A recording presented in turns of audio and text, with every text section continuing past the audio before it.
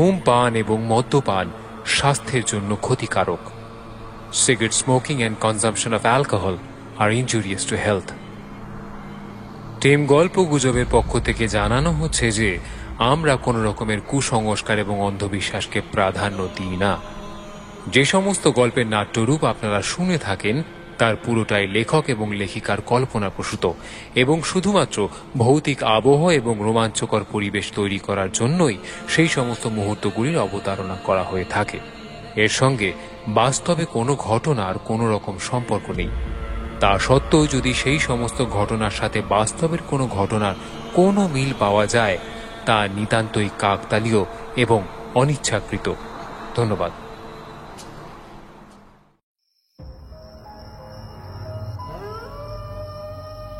গভীর রাত তখন, কিন্তু হঠাৎ ঘুম ভেঙে গেল মেয়েটির। বাইরে তখন শিয়াল আর ঝিঁঝির ডাকে মুখরিত। তবে বাইরের সেই সব নিত্য আওয়াজের জন্য ঘুম তার ভাঙেনি, ভেঙেছে অন্য একটি ভয়ঙ্কর কারণে। কিন্তু প্রথমটাই ঠিক বুঝতে পারছে না সে কি সেই কারণটা, বরং কি যেন এক অদ্ভুত ঝিমঝিমে অনুভূতি হচ্ছে ওর গোটা শরীর জুড়ে। একটা অব্যক্ত অস্বস্তি ক্রমে ঘিরে ধরছে মেয়েটিকে। আদৌ অন্ধকারে ঠিক ঠাহর করতে পারছে না কিসের অস্বস্তিতে ঘুমটা ভেঙে গেল এমন করে। ছেলে দুটোর পাশে শুয়েছিল। কয়েকদিন থেকে ওদের শরীরটা ঠিক জুতের ছিল না, থেকে থেকে জ্বর আসছিল। গত রাতেও সেই রকম অবস্থা দেখে আর একা রাখার সাহস পায়নি বছর 24-এর এই মেয়েটা। মা বলে কথা, তাই কোলের কাছে নিয়ে শুয়েছিল নিজের সন্তানকে। ওর স্বামী ঘুমোচ্ছিলেন পাশের ঘরে। এমন সময় কিসের যেন শব্দ পেয়ে সচকিত হয়ে উঠল সে। কি ব্যাপার হলো? পাশের ঘর থেকে ক্রমাগত গো গো করে শব্দ হচ্ছে যেন। না না না, শুধু শুধু গো গো করে শব্দ হচ্ছে না, সাথে কিসের যেন কিচকিচ করে ডাকও শোনা যাচ্ছে না। ধীরে ধীরে বিছানা থেকে নেমে ঘরের অর্ধেক ভেজানো দরজা ঠেলা দিতেই খুলে গেল সেটা। আর তারপরে ভিতরে দৃশ্য দেখে ভয়ে বিস্ময়ে পাথরের মূর্তির মতো হয়ে গেল যেন মুহূর্তের মধ্যে। সভয়ে দেখল ওর স্বামীর সারা শরীরটাকে দখল করে যারা বসে আছে তাদেরও চেনে। কিছুদিন আগেই ছাড়ে বংশে নির্বংশ করেছিল ওরা যাদের, তারাই এখন দখল করে আছে ওর স্বামীর গোটা শরীরটাকে। প্রবল আতঙ্কে আমতা আমতা করে মুখ দিয়ে বেরোলো কেবল একটি শব্দ, বাদুড়।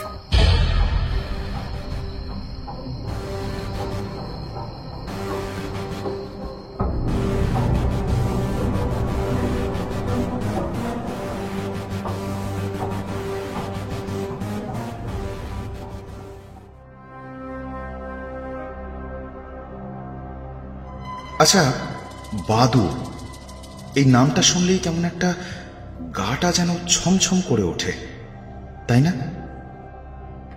অন্ধকার ঘরে যদি এই প্রাণীটাই আপনাকে ঘিরে ধরে তবে কেমন হবে? বাদুড়দেরও কি কোনো দেবী আছে? কি হবে যদি কারোর ওপর নেমে আসে কালান্তক অভিশাপ সেই দেবীর জন্য? লোভ বড় বিষম বস্তু। যদি একে জয় করা যায় তাহলে ব্যক্তি হয় জিতেন্দ্রীয়, আর প্রয়োজনের অতিরিক্ত ওই বিশেষ বস্তুটি কারোর মনে দেখা দিলে সেখানে নেমে আসে অভিশাপ, কালান্তক অভিশাপ। লোভের সাথে বাদুড়ের দেবীর সম্পর্কটা ঠিক কোথায় জানতে হলে শুনতে হবে প্রখ্যাত লেখক শ্রী তমগ্ন নস্করের কলমে কৃষ্ণপক্ষ গ্রন্থের অন্তর্গত বাদুড় গল্প অবলম্বনে ভয়ঙ্কর এক মাইথোলজিক্যাল হরর গল্প কাঠেরি। কাহিনী বিস্তার ও সংলাপ সংযোজন সোমদর্শী, নাট্যরূপ বর্ষা।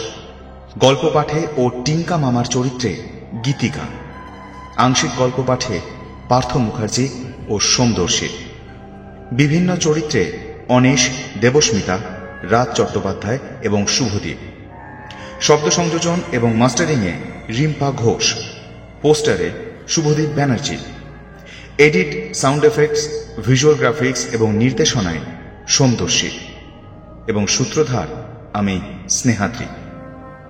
শুরু হচ্ছে আমাদের আজকের নিবেদন শ্রী তমগ্ন নস্করের কলমে ভয়ঙ্কর এক মাইথোলজিক্যাল হরর গল্প কাটেরি।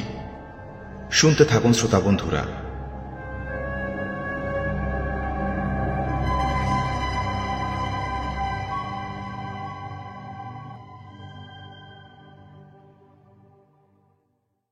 কথাগুলো মনে করলে এখনো আমার গায়ে কাঁটা দেয়।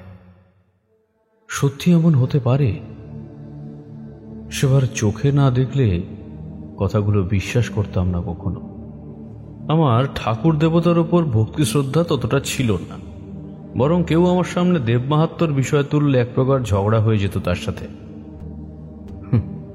চিরকালে আমি অতিভক্তি বা দেবদেবীদের প্রতি অতিশয়োক্তির বিরোধিতা করে এসেছি, কিন্তু আমি নাস্তিক নই। তবে অতিরিক্ত কোনো জিনিসকেই আমি পছন্দ করিনি কোনো কালে।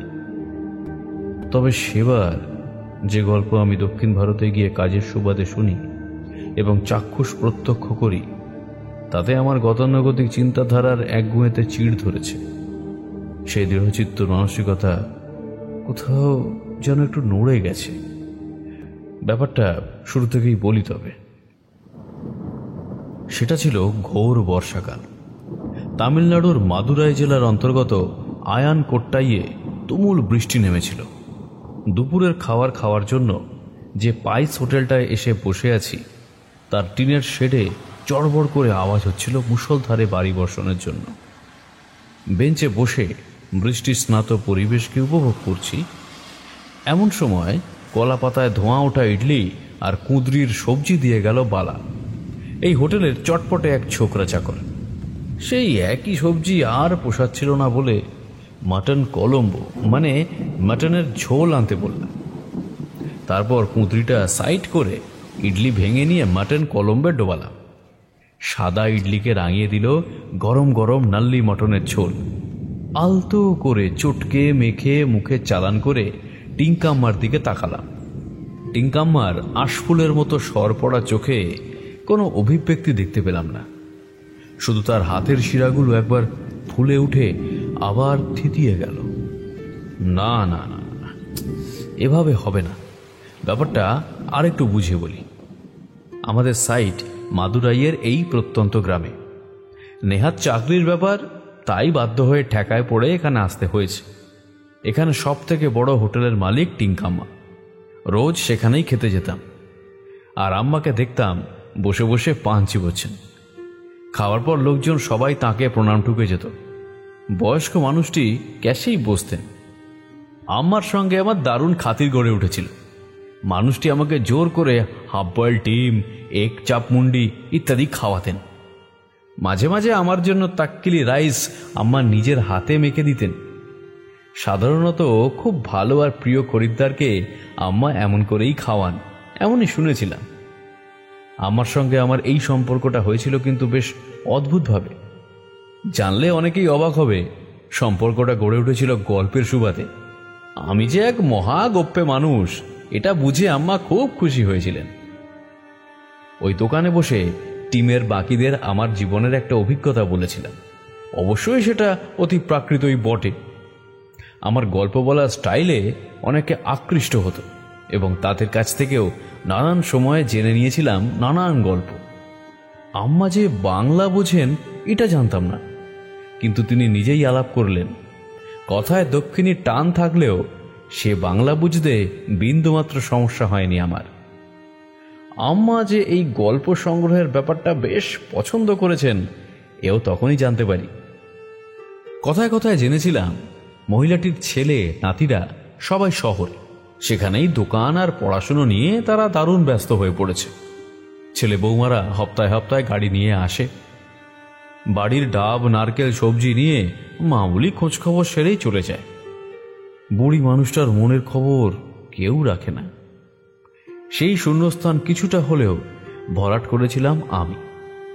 বয়স্ক মানুষটার আমার উপর যেমন আস্থা ছিল, তেমনি ভরসা করতেন খুব। সেদিন বাইরে দারুণ বৃষ্টি নেমেছিল, তার মধ্যে বেরোনোর প্রশ্নই ছিল না। আমাকে কাছে ডেকে আম্মা জিজ্ঞাসা করলেন, বাবু, বাইরে বৃষ্টি না দেখে আমার কাছে এসে একটু বসলে তো পারো? হ্যাঁ বলো আম্মা, এই তো তোমার কাছেই এসে বসে আছি। জানো বাবু, এই বৃষ্টি প্রকৃতির এই অপূর্ব রূপ দেখতে আমি খুব ভালোবাসতাম। বিয়ের পর প্রথম প্রথম কতবার যে বৃষ্টিতে ভিজেছি তারই অত্যা নেই।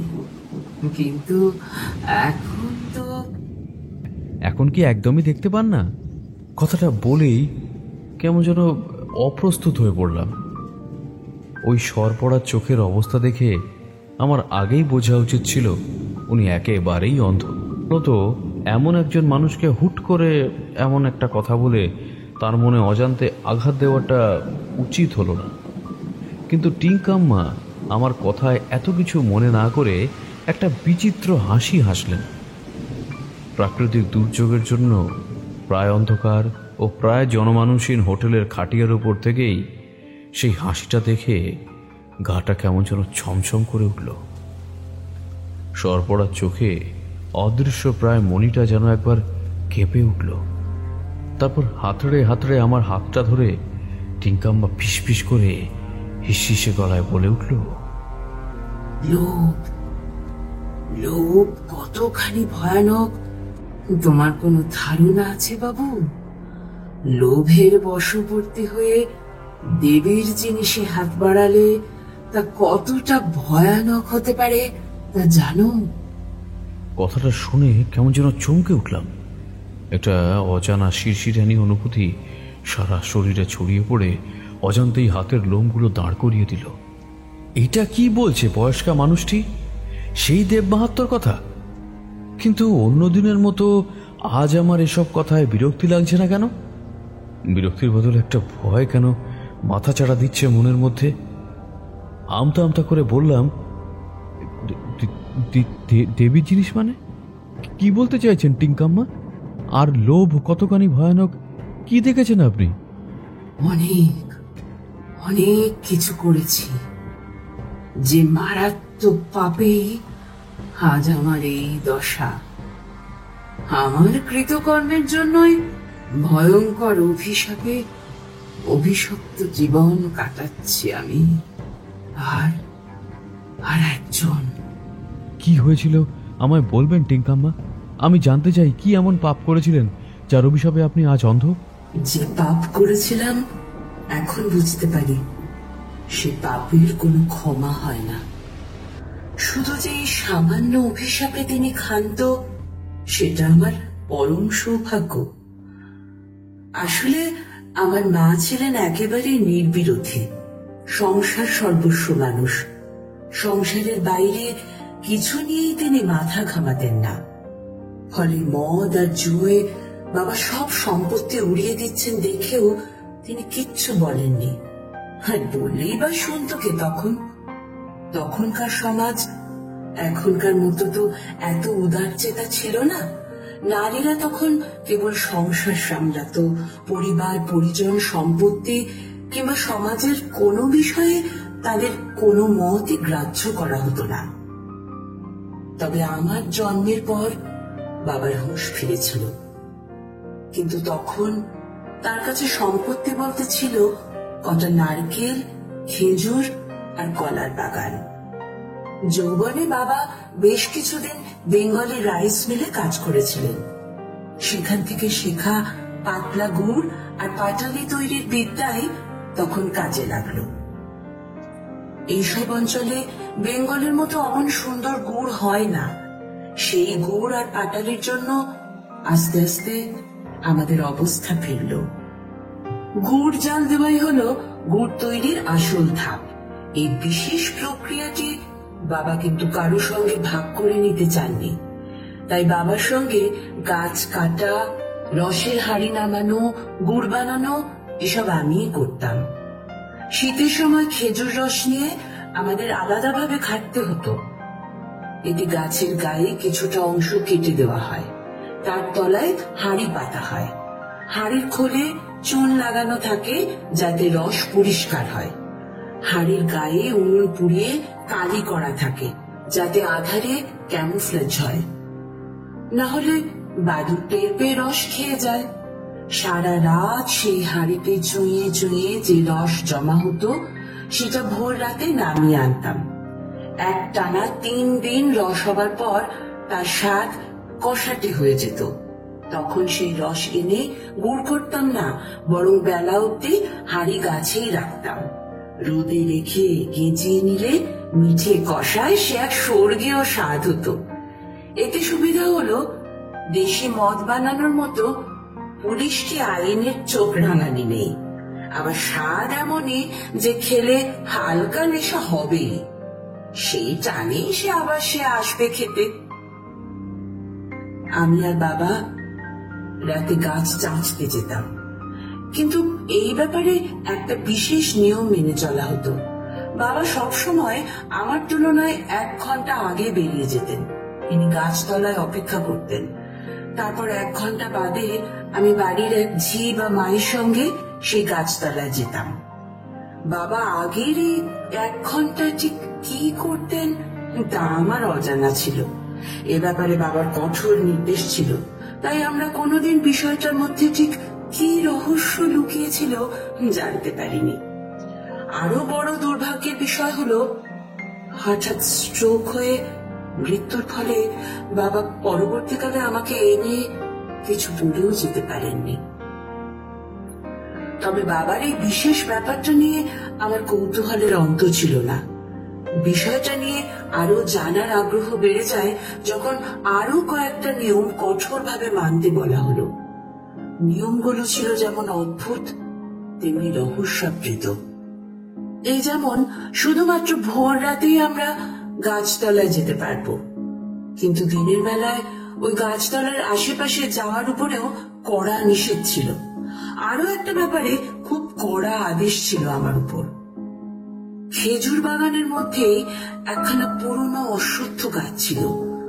গোটা চারেক খেজুর গাছের জায়গা নিয়েছিল ওই একটা গাছই। তার উপর সেই গাছে ছিল বাদুড়ের বাসা, কিন্তু বাবা সেই গাছটা কাটতে দিতেন না। তাছাড়া 3টে গাছে রস কাটার বন্দোবস্ত থাকলেও তার থেকে হাড়ি নামানো হতো না। পাখিদের জন্য রাখা ছিল সেই গাছ। বাবা মারা যাওয়ার সময় বিড়বিড় করে শুধু এই নিয়মগুলোই মনে করিয়ে দিয়েছিলেন।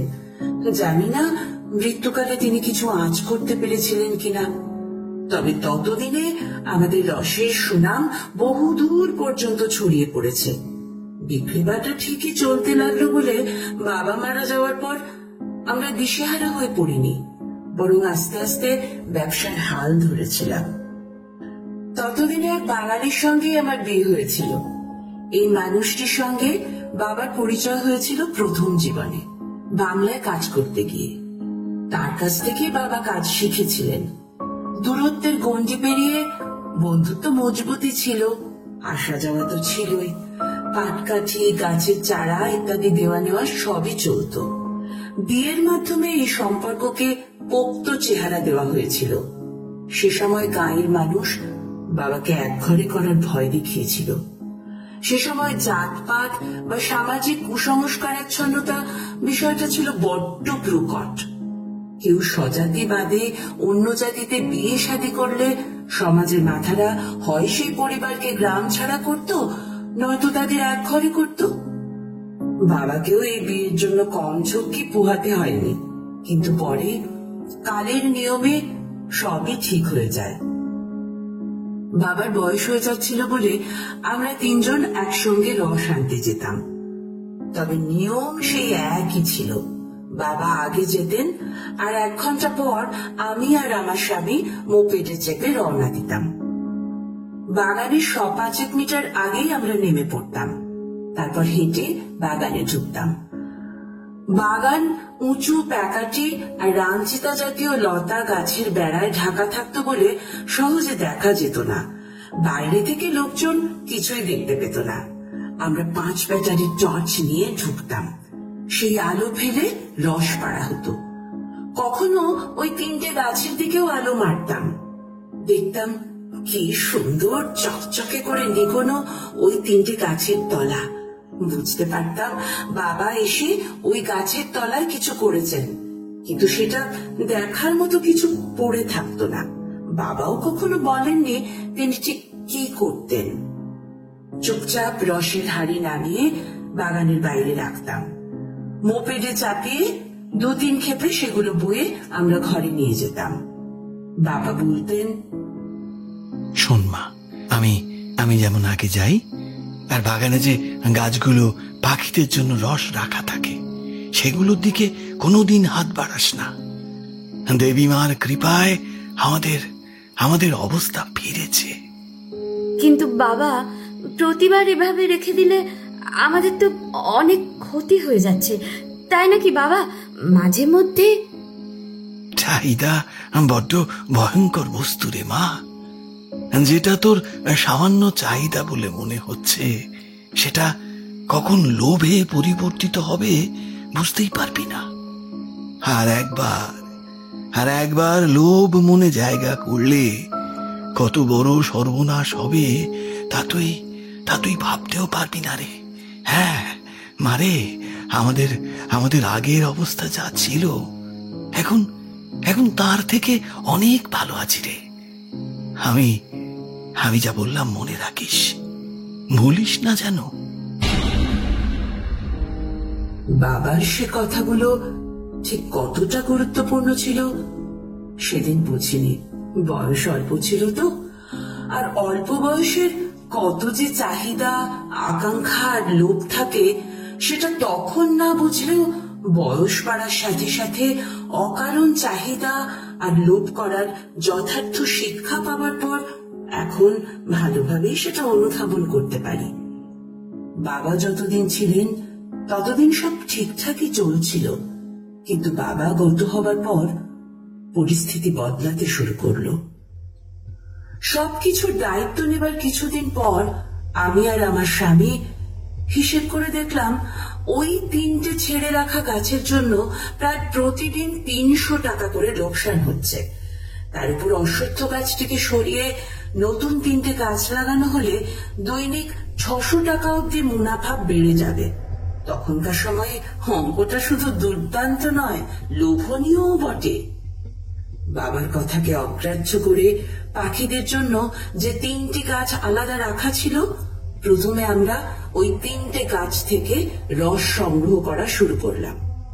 তারপর অশ্বত্থ গাছটার দিকে হাত বাড়ালাম। তাতে সমস্যা হয়ে দাঁড়ালো ওই গাছে বাস করে থাকা বাদুড়ের দল। গাছটি কাটতে গেলে আগেই বাদুড়দের সরাতে হবে। এতদিন যা হয়নি এবার তাই হলো। আমাদের বাগানে বাইরের লোক হিসেবে কাঠুরেরা এলো। 2 দিন সব দেখে শুনে তারা বলল রাতে গাছ কাটতে হবে। দিনের বেলায় বাদুড়রা গাছে থাকলে গাছ তো কাটা যাবে না। দড়ি দড়া দিয়ে টান করিয়ে দিল তারা। তারপর রাতের প্রথম প্রহরে সবাই হাজির হলো। পেট্রোম্যাক্স, হ্যাজক এসব আগেই জোগাড় করে রাখা হয়েছিল অবশ্য। বাগানে ঢুকেই একটা প্রচন্ড কিচকিচ আওয়াজ পেলাম, যেন 10 তার হাড়ির উপর ছুরি ঘষছে কেউ। কান ঝালাপালা হয়ে যাচ্ছিল, কিন্তু সেসব উপেক্ষা করে সেদিকেই এগিয়ে গেলাম আমরা। যা দৃশ্য দেখলাম তাতে স্বভাবতই গায়ের লোম খাড়া হয়ে গেল রীতিমতো। দেখলাম ভয়ঙ্কর অথচ অদ্ভুত এক দৃশ্য। সকলে অবাক হয়ে দেখলাম গোটা গাছ তখন ছেয়ে গেছে অসংখ্য বাদুড়ে। অথচ আমরা ভালো মতো জানতাম এত রাতে বাদুড় থাকে না, তাদের এটা খেতে যাওয়ার সময়। তাছাড়া এই গাছটাতে বড়জোর কয়েকশো বাদুড় থাকতে পারে বলে আমাদের মনে হয়েছিল। কিন্তু সেই রাতে যে পরিমাণে শব্দ হচ্ছিল আর বাদুড়ের যে সচল কালো স্তম্ভ গাছটা ঘিরে ছিল, তাতে অন্তত কয়েক হাজার বাদুড়ের উপস্থিতি টের পাচ্ছিলাম। সংখ্যাটা বেশিও হতে পারে, কিন্তু ভেবে পেলাম না একসাথে এত বাদুড় এলো কোত্থেকে। 2-4 জন চেষ্টা করলো ঢিল ছুড়ে বাদুড় তাড়ানোর, তার বদলে দেখলাম ভয়ানক কিচকিচ শব্দের সঙ্গে আমাদের দিকে এগিয়ে আসছে রোমশ কালো ওই স্তম্ভটা। হ্যাজাকের আলোয় টিপের মতো জল করছিল সহস্র চোখ, যেন এক অতিকায় রোমশ মাকড়সা আমাদের চুষে নিংড়ে ছিবড়ে করে ফেলার জন্য এগিয়ে আসছে। ছুটে বেরিয়ে এসেছিলাম। বাগানের বাইরে আসতে আবার সব কিছু শান্ত হয়ে গিয়েছিল। সেই রাতে আমরা ফিরে এসেছিলাম।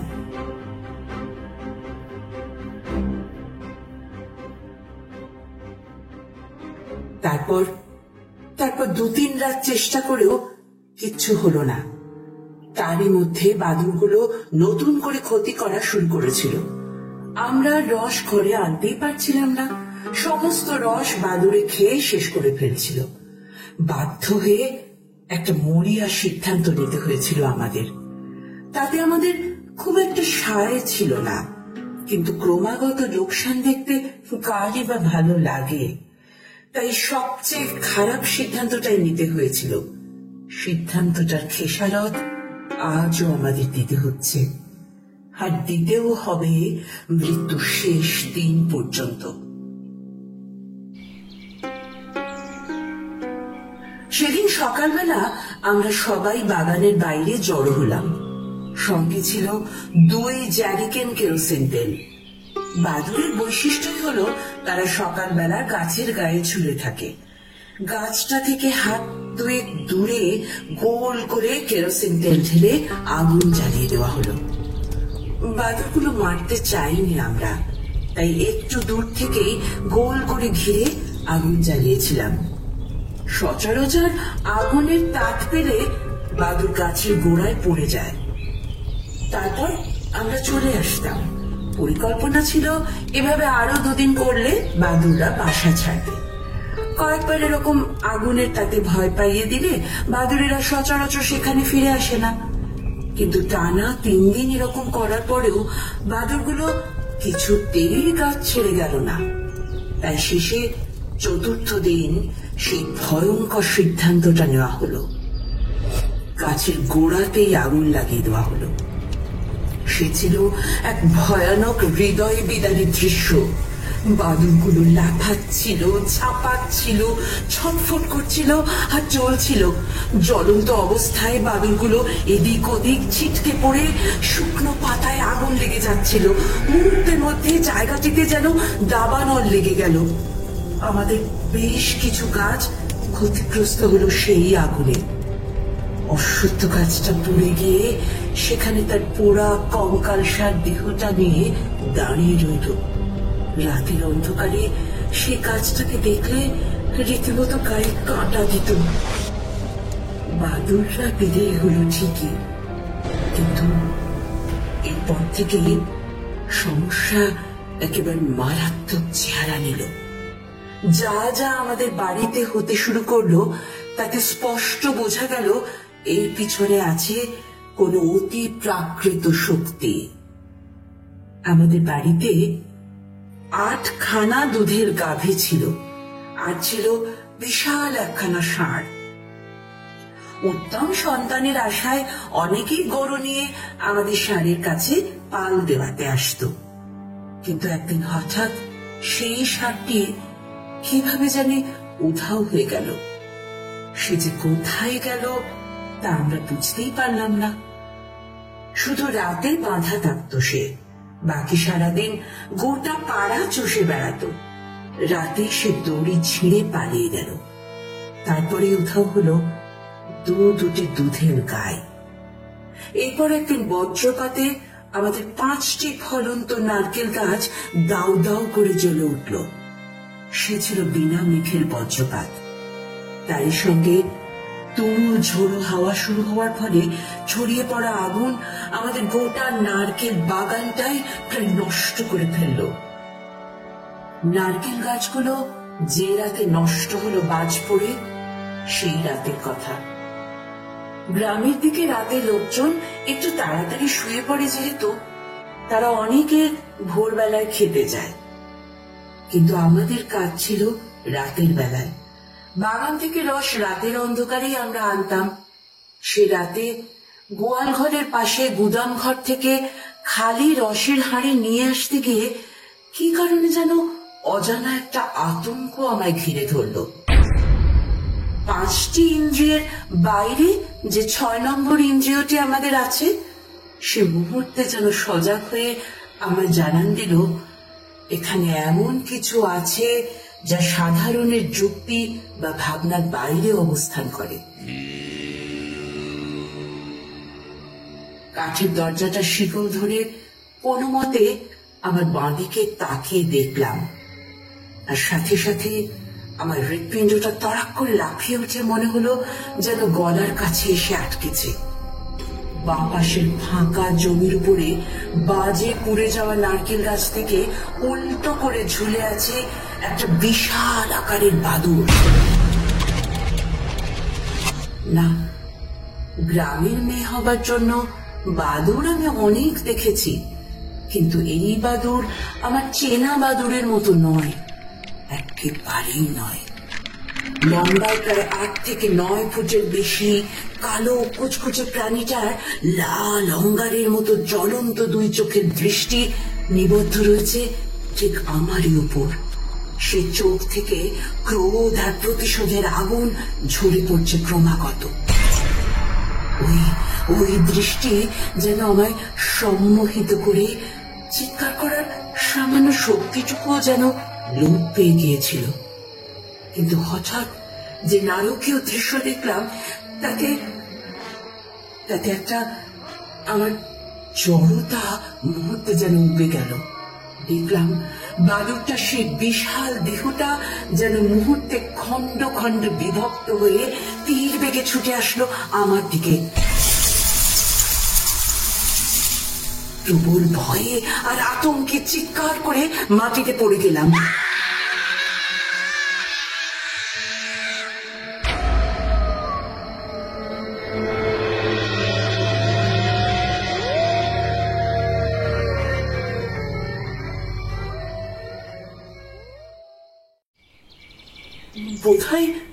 বোধহয় জ্ঞান হারিয়েছিলাম। জ্ঞান যখন হলো তখন সকাল হয়ে গেছে। আমার স্বামী আমার মাথার গোড়ায় বসেছিলেন চিন্তান্বিত মুখে। গত রাতে যে ভয়ঙ্কর দৃশ্যটা দেখেছিলাম তা এখনো চোখের সামনে ভাসছে, স্পষ্ট যেন সবকিছু। হঠাৎ উঠোনে একটা পুরুষালী ভয়ার্থ কণ্ঠের শব্দে আমরা সচকিত হয়ে উঠলাম। ভয়ে ভয়ে বাইরে আসার সাথে সাথেই, এই তোমরা তোমাদের ওই গরুগুলো খুঁজছিলে না? আরে ওই পাশের পাড়া দিঘির পাড়ে ওরা পড়ে আছে গো, শরীরে কোনো প্রাণ নেই। সে কি করে হলো এসব? কে মারলো ওদের? সে আমি কি করে বলবো, তবে একটা কথা বলি তোমায়, দেখতে সাপের কামড়ে মারা গেছে বলে মনে হলেও আদৌ কিন্তু তা নয়। মানে? আরে বিষে যদি মরতো তাহলে ওরকম কঙ্কাল সারতো হতো না। আরে প্রাণী দুটো শরীরে 1 ফোঁটা রক্ত নেই গো, 1 ফোঁটা রক্ত নেই। মনে হচ্ছে কিসে যেন ওদের শরীর থেকে সমস্ত রক্ত চুষে খেয়েছে। ওই শরীর নিয়ে ছুটে গেলাম দিঘির পাড়ে। লোকটি কথাগুলো একদম সত্যি বলেছে। বাড়ি থেকে 1 ক্রোশ দূরে দিঘির পাড়ে আমাদের দুধের গাইগুলো নিথর রক্তশূন্য ও কঙ্কাল সার শরীর দুটোকে দেখতে পেলাম। তাদের গলকম্বলে সর্পদংশনের মতো ক্ষত ছিল, অথচ বিষের লক্ষণ সেভাবে শরীরে ফুটে ওঠেনি। পরে লোকজন দেখে বলল এটা অন্য কিছু কামড়ানোর ক্ষত। কথাগুলোর সত্যতা তখন প্রকাশ পেল যখন গোহাটা থেকে মৃত গরুর চামড়া ছাড়াতে আসা কসাইগুলো চাপা স্বরে গুঞ্জন শুরু করলো। এ কোনো সাপের কামড়ে মৃত্যু নয়। সাপ আর যাই করুক, রক্ত চুষে শরীরটাকে এমন ছিবড়ে তো করবে না।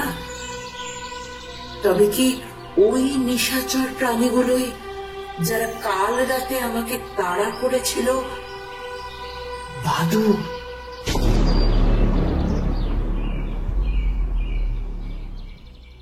মাঠে তখন ধান ভর্তি। কিছু বেশি উপার্জনের জন্য ধান গাছের ফাঁকে ফাঁকে কড়াই গাছ লাগানো হয়েছে। কড়াইশুঁটি পেকে গেছে, সপ্তাহখানেক পরেই ঘরে ফসল উঠবে। আমাদের পাশে আরো ক্ষেত ছিল, কিন্তু কোনো অদ্ভুত কারণে শুধু আমাদের ক্ষেতেই দাঁতাল শুয়োরের আনাগোনা বেড়ে গেল। এমনিতে ভুট্টা ফলনের সময় নয়তো কলা বাগানেই তারা উপদ্রব করত। প্রাকৃতিক দুর্যোগ না হলে আমরা চাষের ফসল নির্বিঘ্নে ঘরে তুলতাম, কিন্তু সেবার তা হলো না। শুয়োরের জন্য সমস্ত ফসল তছনছ হয়ে গেল। আমাদের পথে বসার মতো অবস্থা হলো দেখে চিন্তান্বিত মুখে আমার স্বামী বললেন, টিঙ্কা, টিঙ্কা, কি থেকে যে কি হয়ে গেল আমি তো কিছুই বুঝতে পারছি না। আমি পরিষ্কার বুঝতে পারছি, আমরা কোনো কিছুর ভয়ঙ্কর অভিশাপে শাপগ্রস্ত হয়েছি। কিন্তু কিসের জন্য? কি এমন করেছি যার জন্য এমন অভিশাপগ্রস্ত হলাম? কি করেছ? এখনো বলছো কি করেছ? তুমি কি সত্যি বুঝতে পারছো না কিসের জন্য এসব হচ্ছে? আরে আরে অবান্তর কথা বলছো তো তুমি। জানলে কি আমি তার ব্যবস্থা করতাম না আগে? কি ভাবো কি তুমি আমাকে? আমাদের কাঠুরেরা সকলে একে একে মারা যাচ্ছে, সে খবর তুমি রাখো? দেখো টিঙ্কা, মাথা এমনিতেই বিগড়ে আছে, এর মধ্যে অহেতুক বাজে কথা বলে আমার মাথাটাকে গুলিয়ে দিও না। কথা বলতে যদি ভালো না লাগে তাহলে দয়া করে চুপ করে থাকো।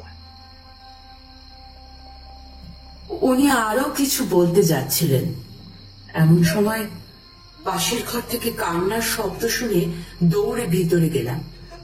দেখি আমার ছেলে দুহাতে পেট চেপে কাটা পাঁঠার মতো ছটফট করছে। কাছে গিয়ে বুঝতে পারলাম ওর অসম্ভব পেটে যন্ত্রণা করছে। সেই শুরু হলো অসুখের। এরপর একে একে আমাদের বাড়ির সবাই অসুস্থ হতে শুরু করলো। আমার মা শয্যাশায়ী হয়ে পড়লেন, আমার সন্তানেরা সবাই অসুস্থ হয়ে বিছানা নিল। ধার দেনা করেও সবার যথাসম্ভব চিকিৎসার ব্যবস্থা করলাম, কিন্তু কিছুই হচ্ছিল না। তার সঙ্গে পাল্লা দিয়ে বাড়ছিল বাদুড়ের উৎপাত। বাড়ির আশেপাশে গাছগুলোতে বাদুড় ভীষণ রকম বেড়ে গেল। ফাঁকা উঠোনের ভিতর দিয়ে বাদুড়ের দল ঘরে ঢুকে বসে থাকতো। এমনকি রান্নাঘরে গিয়ে দেখতাম শয়ে শয়ে বাদুড়। বেশ বুঝতে পারছিলাম আমার ভাবনা অমূলক নয়, এক ভয়ানক অভিশাপ নেমে এসেছে আমাদের উপর। মারিয়াম্মানের কাছে হত্যে দিয়ে পড়েছিলাম, কিন্তু কিছু হচ্ছিল না। আমাদের জায়গা জমি ক্ষেত বাড়ি সব দেখতে দেখতে উজাড় হয়ে যাচ্ছিল। বুঝতে পারছিলাম আমরাও শেষ হতে চলেছি। শুধু প্রার্থনা করছিলাম ছেলে মেয়েগুলো যেন বেঁচে থাকে। সেদিন রাতে আমি সন্তানদের কাছে শুয়েছিলাম। মাঝরাতে ছোট ছেলেটা একটু ছটফট করছিল বলে ঘুম পাতলা হয়ে গেছিল। তখনই একটা কিচকিচ শব্দ পেলাম পাশের ঘর থেকে। বুঝতে পারলাম পাশের ঘরে আমার অতি পরিচিত কিছু শব্দ আসছে। জানতাম ওই ঘরে আমার স্বামী ঘুমোচ্ছিলেন। ছ্যাঁত করে উঠল বুকটা। ভয়ঙ্কর কিছু আশঙ্কা করে আমি উঠে গেলাম। ঘরের দরজাটা ভেজানো ছিল, হালকা ঠেলা দিতেই খুলে গেল। চমকে উঠে সবাই দেখলাম ও শরীর জোরে বাদুড় বসে আছে। তাদেরই সমবেত কিচকিচ স্বর শুনেছিলাম আমি। ওর মুখ থেকে চাপা গো গো আওয়াজ আসছিল। আমি চিৎকার করে উঠতে বাদুড়গুলো মুহূর্তের মধ্যে উধাও হয়ে গেল। ছুটে গিয়ে পড়লাম মারিয়াম্মানের দ্বারে। মন বলছিল আজ মা ছাড়া আমার কেউ নেই। হয় মা আজ আমাকে পথ বলে দেবেন, না হলে আমি এখানেই উপবাসে প্রাণ দেব। রাত গেল, সকাল গড়িয়ে দুপুর হলো, তাও আমি ঠাকুর ঘরের বাইরে বেরোইনি। বিকেলের দিকে ঘুমিয়ে পড়েছিলাম মায়ের সিংহাসনের নিচে। আন্দাজ করেছিলাম আগেই কি থেকে এসব হচ্ছে। হতে দিয়ে পড়ে থাকার সময় যে ভয়ঙ্কর স্বপ্ন দেখলাম, তাতে আমার ধারণা আরো বদ্ধমূল হলো। সভয়ে দেখলাম দেবী মা সিংহাসনে বসে আমার দিকে রুষায়িত নয়নে তাকিয়ে আছেন। কিন্তু সেই মূর্তি মা মারিয়াম্মানের নয়, তিনি ছিলেন মা কাতেরি আম্মান, কাভাল দেবিয়ামের অন্যতমা। মাথায় যেন বজ্রাঘাত হলো। আমি যতটা ব্যাপারটা সাধারণ বিষয় বলে আন্দাজ করেছিলাম, সেটা কিন্তু ততটা সাধারণ তো নয়। নিজের উপর নিজেরই রাগ হলো। এতদিন কেন কথাটা মনে পড়েনি? কেন? পারাক্কাম বাহুল এর অর্থ হলো বাদুর, আর কাটেরি এর অর্থ হলো পবিত্র বাদুর। এরা মায়ের সহচর, মায়ের স্নেহধন্য। ব্যাপারটার গুরুত্ব এতটাই গভীর, সত্যি ঘনাক্ষরে বুঝিনি। অজান্তে কি করেছি আমরা? এ তো ভুল নয়, মারাত্মক পাপ। ক্ষমা চাওয়ার ভাষাও খুঁজে পেলাম না। চোখ দিয়ে অঝরে জল ছুটতে লাগলো। আস্তে আস্তে মায়ের রূপ অনেকখানি শান্ত হয়ে এলো। মা বললেন, তোর এত বড় স্পর্ধা, তুই আমার প্রাণীদের গায়ে আগুন দিলি, অথচ এখন তোদের যে ঐশ্বর্য, তোদের যে প্রভাব প্রতিপত্তি, তা আমারই দেওয়া। তোর বাবা তো সব বেচতে বেচতে ওই গাছগুলোই শুধু রেখে দিয়েছিল। অশ্বত্থ গাছের নিচে আমি বাস করতাম, সেটা তোর বাবা আগে জানত না। যদিও ওই জমিও চাইলেও বেচতে পারত না। এক রাতে গাছ থেকে হাঁড়ি নামাতে গিয়ে সে আমার দর্শন পায়। আমি বাদুরের বেশে রস পান করছিলাম। এত বড় বাদুর, তাই কপালে ত্রিপুনণ্ডক দেখে সে আমার পায়ের কাছে বসে পড়েছিল, নিজের অবস্থা খুলে বলেছিল। আমি ওর আক্ষেপ দেখে ওকে আশীর্বাদ করেছিলাম, কিন্তু শর্ত ছিল ওই অশ্বত্থ গাছের তলা সব সময় ঝকঝকে তকতকে থাকবে। রোজ রাতে এসে ও আমার পুজো করত এবং এই গাছতলা পরিষ্কার করত। ওকে প্রতিশ্রুতি দিতে হয়েছিল যে আমি না চাইলে আমার অস্তিত্বের কথা কেউ যেন না জানে। এও শর্ত হয়েছিল যে 3টি খেজুর গাছের রস পান করবে শুধু আমার সন্তানেরা, তাদের গায়ে কেউ হাত দেবে না। কিন্তু তোদের এমন লোভ যে হাতে পেয়ে গাছ পুড়িয়ে দিলি। দেখতে চেয়েছিলাম তোদের মনোবৃত্তি কেমন, তখনই বুঝলাম তোরা আমার পুজো করার যোগ্যই নস। আমি তাই শুনে আর্তনাদ করে উঠলাম। বুঝলাম লোভের বশে অনেক বড় পাপ করে ফেলেছি, যার কোনো ক্ষমাই হয় না। আমার ক্ষমা চাওয়ার ভাষা হারিয়ে গেল। কেবল চিৎকার করে কাঁদতে লাগলাম অসহায় ভাবে। অঝোর ধারায় 2 চোখ থেকে জল পড়তে লাগলো। আমার ওরকম করুণ অবস্থা দেখে মা স্নেহ পরবশ হলেন। বললেন, ঠিক আছে, এবারের মতো আমি তোদের ক্ষমা করলাম। শুধু বাদুর নয়, তোরাও আমার সন্তান। তোর বাবার অকস্মাৎ মৃত্যুর ফলে তোরা অনেক কিছুই জানতে পারিসনি, কিন্তু সেটা বিচার্য নয়। এই পৃথিবীর প্রতিটা প্রাণী আমার সন্তান, তারা স্বস্থানে শ্রেষ্ঠ। অকারণে প্রাণী হত্যা আমি কিন্তু বরদাস্ত করব না। ওই গাছের জায়গায় আমার মন্দির করে দিস, নিত্য পূজা দিস বিধিমতে। তবে বিনা শাস্তিতে তোদের মুক্তিও দেব না। শাস্তি পেলে তোরাও মনে রাখবি, আর বাকিদেরও শিক্ষা হবে যে এই রকম জঘন্য কাজ করলে তার পরিণতি কতটা ভয়ঙ্কর হয়। তাই তোর যে চোখে লোভের নেশা ছিল, সেটা আমি নিলাম। তোর স্বামীর মস্তিষ্কে কূটবুদ্ধি, নীচতা, লোভ এগুলো মাথাচাড়া দিয়েছিল, তার ব্যবস্থাও করলাম। তুই অন্ধ রয়ে যাবি, আর তোর স্বামী হবে জীবনৃত, উন্মাদ। সেবার মধ্যে দিয়ে প্রায়শ্চিত্ত কর। মনে রাখবি, পৃথিবীতে সবাইকে বাঁচার সমান অধিকার দিয়েই আমি পাঠিয়েছি। নিজের ক্ষুদ্র স্বার্থ চরিতার্থ করার জন্য তাদের আঘাত করা মানে জগৎ মাতাকে আঘাত করা। মা হয়ে এই কথাটুকু আজীবন মনে রাখিস। তারপর হঠাৎ করে আমার ঘুম ভেঙে গেল। দেখলাম মায়ের মূর্তির কাছে সদ্য দেওয়া ফুলগুলোর উপর ভ্রমর গুনগুন করছে। হঠাৎ দেখতে দেখতেই চোখে বরাবরের মতো আধার নেমে এলো, আর আমি কিছুই দেখতে পেলাম না। বুঝলাম সারা জীবনের মতো আমার দু চোখকে অন্ধকার গ্রাস করলো। দেবীর শাস্তি পেতে তো হবেই। এ যাত্রায় জীবন, স্বামী, সন্তানদের প্রাণে বাঁচাতে অন্তত পারলাম, এইটুকুই সান্ত্বনা। দু চোখের জল মুছে শুধু হাত দুখানি উঁচু করে মায়ের উদ্দেশ্যে প্রণাম জানালাম।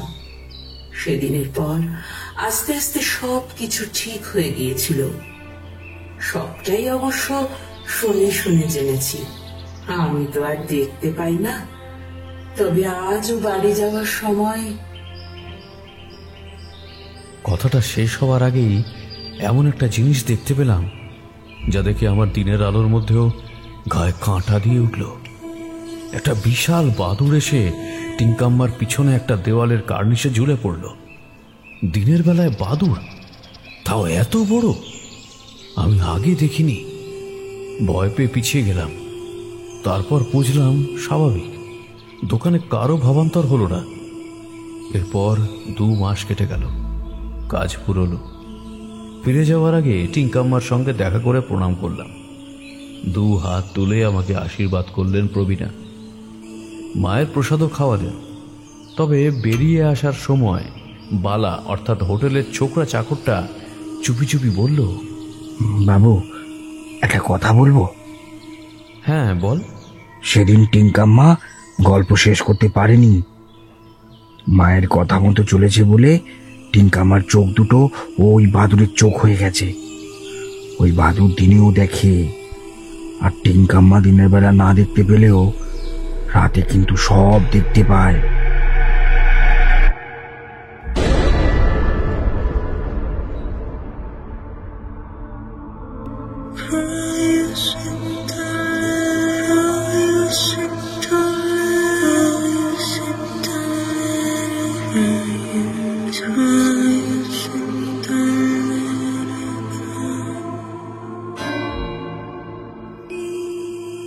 কেমন লাগলো আমাদের আজকের গল্প নিচে কমেন্ট করে জানাতে কিন্তু একদম ভুলবেন না। ভালো লাগলে লাইক, শেয়ার এবং কমেন্ট করতে ভুলবেন না। খুব শীঘ্রই আমরা আরও একটি রোমাঞ্চকর গল্প নিয়ে আপনাদের সামনে ফিরে আসছি। ততক্ষণ ভালো থাকুন, সুস্থ থাকুন আর শুনতে থাকুন গল্পগুজব, যেখানে গল্প হবে অল্প নয়। ধন্যবাদ।